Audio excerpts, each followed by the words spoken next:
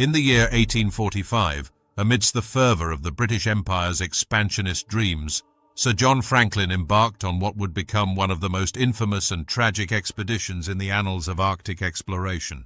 With the ambition to navigate the Northwest Passage, a sea route through the Arctic that would connect the Atlantic and Pacific Oceans, Franklin led a crew of 129 men aboard the HMS Erebus and HMS Terror.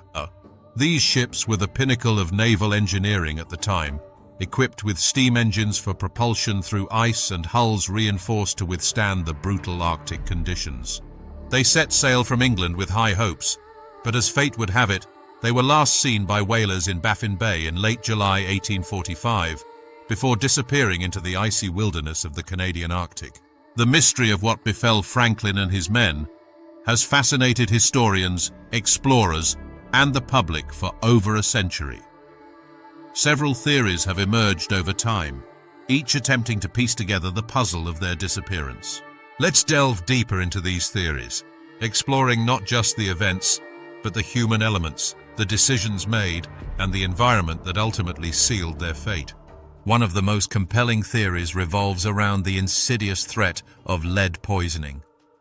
In preparation for their long journey, the expedition was provisioned with over 8,000 tins of food, a method of preservation that was revolutionary at the time. However, the rush to prepare these supplies led to a critical oversight. The tins were sealed with a lead-based solder, which over time could have leached into the food, introducing a slow-acting poison into the crew's diet. Dr. Robert Park from the University of Waterloo has highlighted the significance of this theory. Analysis of the remains of some crew members exhumed from Beechey Island revealed alarmingly high levels of lead in their bones, suggesting chronic exposure. Lead poisoning can cause a range of debilitating symptoms, including abdominal pain, fatigue, irritability, and cognitive impairments. For men already facing the extreme conditions of the Arctic, these symptoms would have been catastrophic, sapping their strength and possibly leading to poor decision-making. The impact of lead poisoning might have been subtle at first, perhaps manifesting as minor irritability or unexplained fatigue. Over time, however, as the lead accumulated in their systems, these symptoms would have worsened, affecting their ability to perform the rigorous tasks necessary for survival in such a hostile environment. The crew's health deteriorated, not from a single dramatic event, but through the slow, insidious process of poisoning, which might have gone unnoticed until it was too late. The second theory focuses on the sheer brutality of the Arctic climate, a force of nature that has humbled many an explorer. Franklin's expedition set sail during the waning years of the Little Ice Age, a period when Arctic ice was particularly thick and unforgiving. The ships, despite their advanced design, found themselves trapped in the ice of Victoria Strait near King William Island. This region was notorious for its dense ice cover, and the timing of Franklin's venture proved disastrous. Marc-André Bernier, head underwater archaeologist for Parks Canada, has noted the unfortunate timing of the expedition.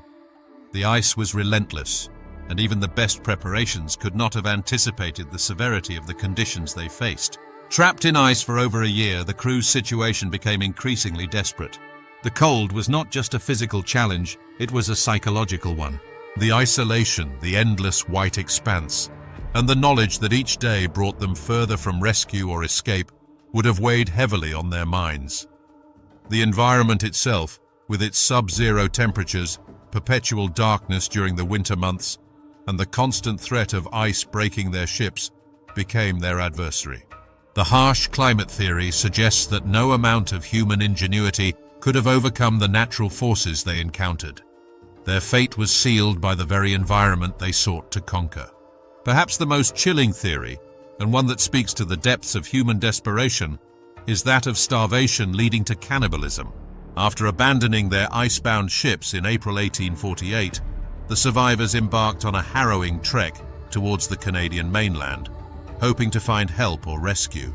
However, the Arctic wilderness offered little in terms of sustenance. Dr. Douglas Stenton, an anthropologist, has provided evidence from archaeological finds that supports the grim accounts of cannibalism among the survivors. Cut marks on human bones, discovered in the areas where the men were known to have camped, indicate that in their final days, they resorted to eating each other as a last resort. This theory, first suggested by John Ray in 1854 based on Inuit testimony, was initially met with horror and disbelief in Victorian Britain, where the idea of cannibalism among British naval officers was unthinkable. However, modern archaeological evidence has lent credence to these accounts. The men, facing starvation, would have first exhausted their provisions, then turned to hunting, which in their weakened state would have been increasingly difficult.